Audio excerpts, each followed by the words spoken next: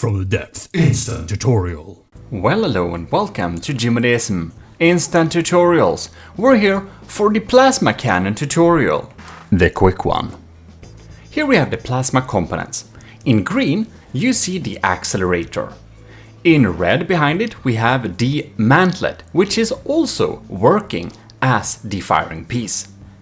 Behind it we can see a collector. The collector, it connects to chambers in cyan.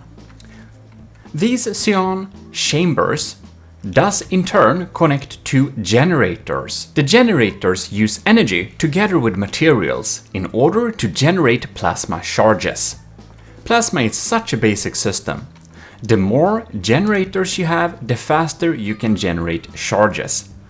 The more chambers you have, in blue, the more charges you can store. Which gives that we can basically make either continuous fire plasma cannons or charge plasma cannons. You can see that the collectors connect on 5 different ways. There is also a 4-side collectors. And the collectors need to connect to chambers specifically. However, what you can do is, if you don't want to have a collector directly connected up to the mantlet, you can instead use these connectors. And the connectors, you can prolong the connection to the collectors. So you can also connect more, but not in that direction. You see, this little plug doesn't work to connect to another connector, but if we turn this thing, it works fine. This end of the collector is supposed to be connected to the connectors or the mantlet itself, but another end can be connected there too. The generators only connect to the sides of the chambers, and you can also stack the chambers like this. Each chamber does not need to have a generator to generate charges. It is enough to have one generator per rod of chambers. So theoretically we could just do a really long rod here and just have a single generator charging up all of these lines with plasma charges. That works fine. And if you do that, you have successfully made a plasma charge cannon. The more accelerators you have, the faster you can make the plasma charge go out of this barrel structure. And as mentioned earlier, in order to be able to fire plasma charges, you need a decent amount of electric energy. So bring your batteries and generation for them. As said, you also need ammo. So basically, a plasma cannon works a little bit like railguns, but faster. Or at least potentially so. This is a working plasma system. We can now fire plasma charges. If we hover over the plasma mantlet, we can see the total amount of charges. If your total amount of charges does not go up to the required level, it's probably because one of your chambers does not have a generator attached. If that's the case, you will see the total charges never go up to the number it should be, like this. And that can cause some issues, because if we, for example, are trying to shoot all our projectiles, which would be 9, and we never reach that number, we can't fire. So let's go over the plasma menu a little bit here. We have the stats where you can see the material cost of your gun.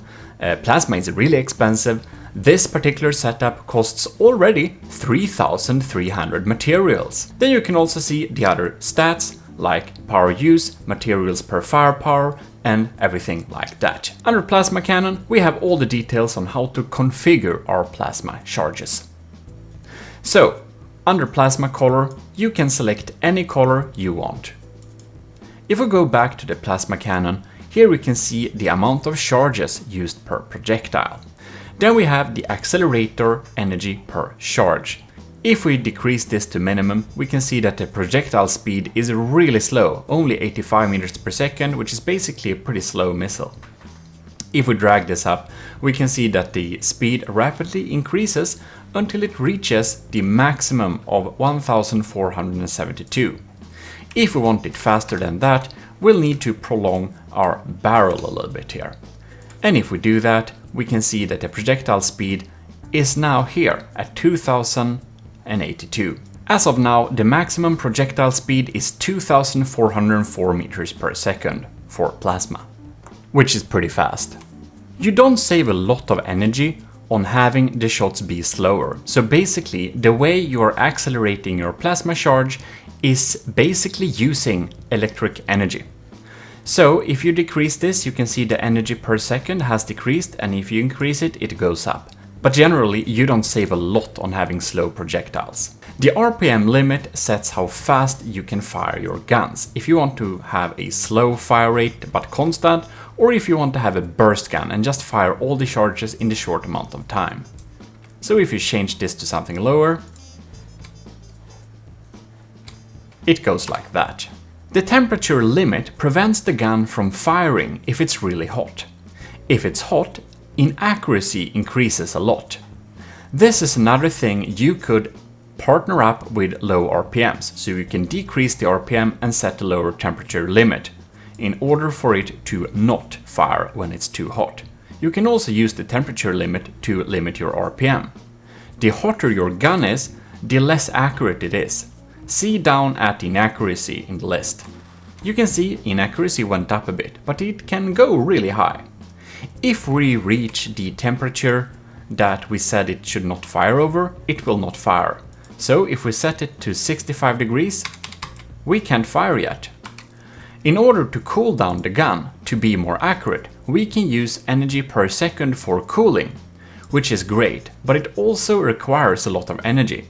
Now you can see our cost for energy went up to 20,000 energy per second when cooling the gun. When not cooling the gun, this amount of energy will not be spent when just passive. It's only when it needs to cool the gun. If we don't have that much energy per second to spend, we can also add a heatsink. Heatsinks are installed on the barrels, like this. And they provide some cooling. Base cooling is 12 degrees per second, but they will not require any energy to do it. They cost 400 each, but it's a one-time investment. An interesting fact with plasma is that larger shots do more damage, and not linearly. They do more damage in general. One charge deals 840 damage, as of this version of the game. This number may be changed, but this is how it is now. So you would expect to see, if we fire 7 charges, that the damage would be basically 840 times 7. 840 times 7 is, however, 5,880. But the damage this deals is 6,870. The larger the shot, the more charges you have per projectile, the more damage it will do. So it's a little bit of a exponential growth in damage. So large shots equals good. Now we should look a little bit at these components.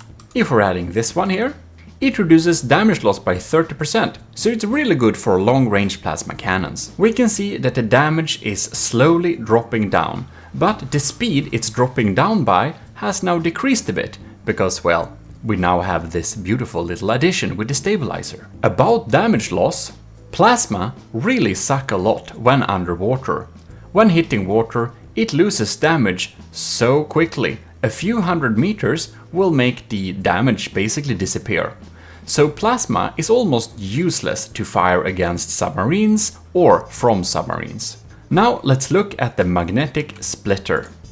The magnetic splitter changes the menu inside the plasma cannon a little bit. So if you use 1 charge per projectile, we're going to have 7 shots.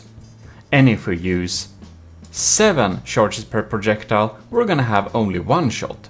And it's the same here. The more charges we use, the more damage we're getting back. So it's more efficient to have more charges per projectile if you hit the target.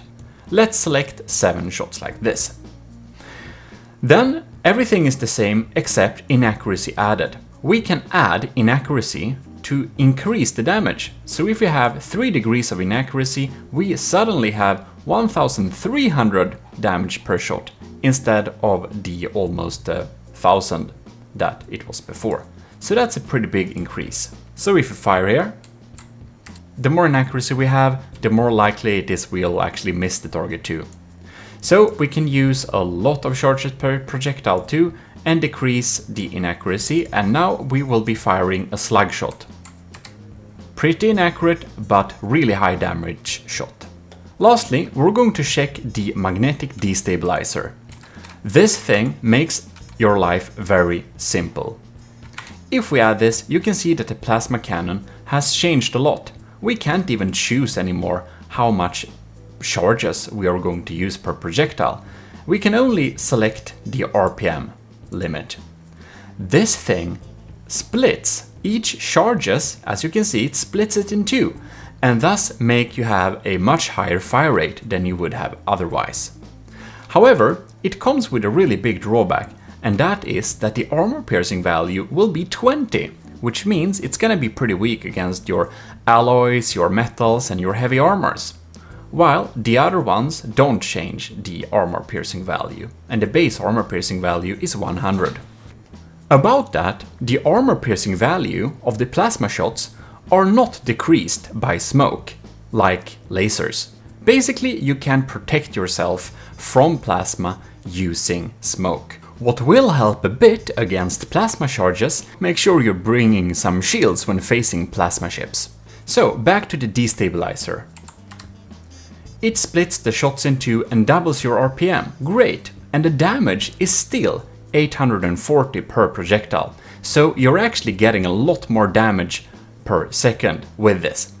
However, it comes with a slight cost of reducing the AP value, so it's gonna be really bad against ships and stuff. However, what has exactly 20 AP is shells and missiles. So if you're gonna have a civ systems, the destabilizer is your only option. I can also tell from experience that the destabilizer absolutely shreds deepwater guard crafts. Here we have 3 plasma turrets. Plasma is really expensive, and a smaller system like this will drop in at 50,000 materials. A larger system like this, it comes in at 90,000, and it's actually pretty cheap for what it does. This thing drops in at 300,000 materials, and yeah, imagine that the energy requirement to keep all these turrets running are gonna be pretty darn high. To show some examples, this is a combined civs and damage turret. It has civs controllers that have higher priority, and if nothing to shoot at, it will shoot at enemies. This is built with so many generators we can fit. It's a constant plasma outputting system. So that means we have as little chambers as possible because we don't need a lot of stored plasma charges. We only need a lot of pumping capability. Then we have this system. This is a charge plasma cannon. It uses the magnetic splitter. It fires 10 plasma pellets each shot. This thing is gonna take some time to charge up, because this is a charged plasma system. That means we have as little generators as possible and the maximum amount of chambers we can fit in here. This is the type of Tetris I made up to do this system. It's a little bit chaotic, but we can store 666 charges in this system. It works like this. When it fired all the shots, however, it will take a good time for them to actually fill up. This is the Belinus, a turret we built for one of our commissioned officers. This is a combination of both of the designs. It has both some storage of plasma and a lot of generators. It has this setup to add a lot of redundancy. We can also see that it has several connection points so that a single break in a connection point will not break an entire section. It's also divided up into 2 separate systems, so it can have 2 barrels. The systems need to be completely separate in order to have different barrels, just like APS. These are using the stabilizers in order to work better at long range. Here we can see we have some pretty fast firing shells, and we have some pretty high energy requirement for cooling just to be able to make sure we are as accurate as possible. It's using 78 projectiles per charge, so you can see that the RPM limit is also at 500, just to be a little bit unique. What happens when we fire is this. We fire 2 shots in quick succession, and then we'll need to wait to get to our real RPM value. It thus can open up with some high damage shots and then provide constant damage at a slower rate. Now, in this case, the chambers are mostly here to provide a lot of redundancy. Here's the difference to keep in mind between the AA mantlet and the forward mantlet. They have a little bit difference in how they can move in elevation and azimuth. There is another difference. The AA mantlet only has connection downwards from the base. The forward mantlet has connection from behind it and downwards. We should now be looking at some Tetris examples. So I spawned a plasma forward one and a little accelerator thing there as barrels so we can keep track of them like this. Ensuring the maximum amount of connections, we're going to use the base to connect to the connectors. Here we have 3 different examples of the plasma Tetris systems I've developed on my turrets, and I think they're really useful in different circumstances. Here we can see we have my favorite plasma Tetris system, which is just this simple sandwich. And this has the really valuable addition of being pretty redundant. We have double connection points. If either of these break, the system will still work. This connection points. Then we also have another system here. This is a constant plasma charge system. It has the minimal amount of stored charges in the chambers and the maximum amount of generators to generate a lot of plasma charges. This system is good for a high RPM system that doesn't need redundancy, which you should always have. This is a plasma charge system. Here we can see we connected up 4 different columns with the really long rods of chambers and only a single generator. Here's a mistake. This line also needs generators. So here we can see each of these columns with chambers are getting filled by a single generator.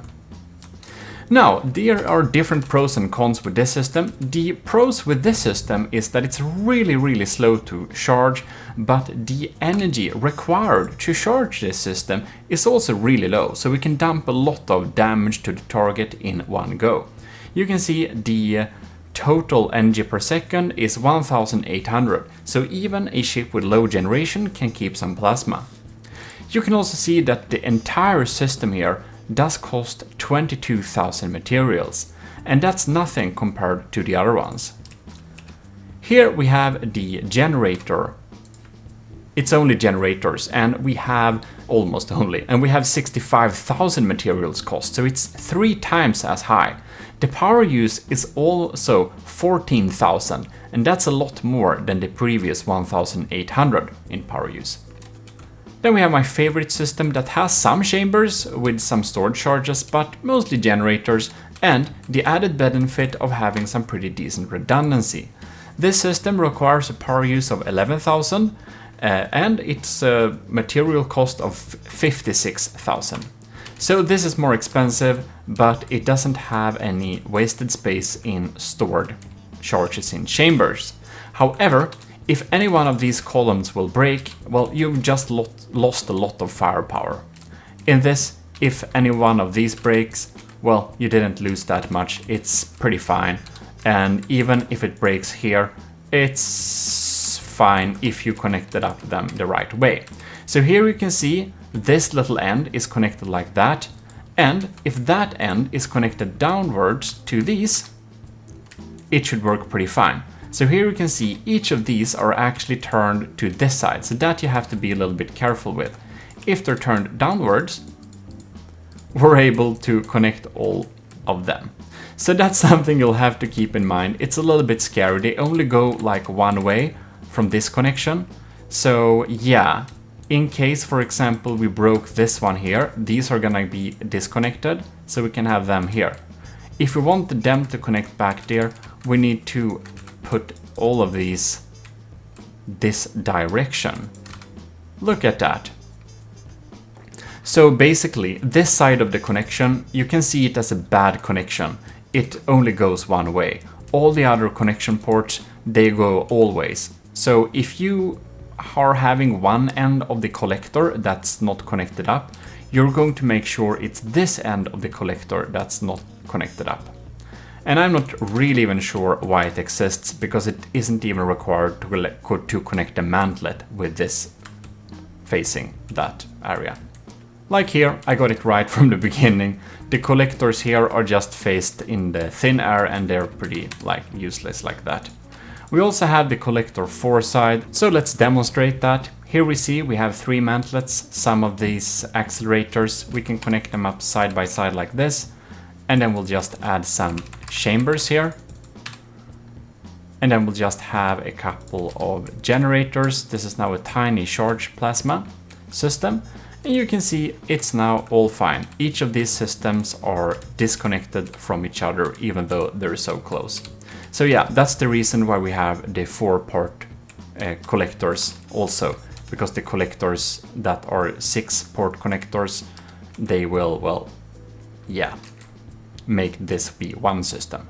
Due to the weird configuration of plasma, they don't really work when you try to put them in round systems, like you can do round-ish Tetris for APS and for crams, but for plasma, they really want to stay in blocks to make it the most simple, like this. If you want to have round connections, like I did for my turrets, you see on those turrets, you will end up with some really interesting, weird solutions, which works too. But keeping the main Tetris as blocks, like this chamber block, or this generator block, or this redundant combine block, you'll have the best efficiency, and then you just have to make ends meet and try to fill out the rest of the space. What you also can use with the rest of the space, that is actually to add some extra resources. Like if you have 2 little batteries, you can keep some batteries on your turrets too. If you do this, you will have a much protected battery, because most turrets have pretty much a lot of armor in the front of the turret, which means you'll have free armor for your batteries. So you can always use the empty spaces for something useful, like material storage too. And that's it for this plasma tutorial. So hopefully this will help you make some nice plasma cannon turrets, as well as some plasma Tetris for what you need. In any case, if you enjoyed this video, please leave a like, and I'll see you in future videos. This is your host, Gmodism, and we are definitely signing out. Bye bye.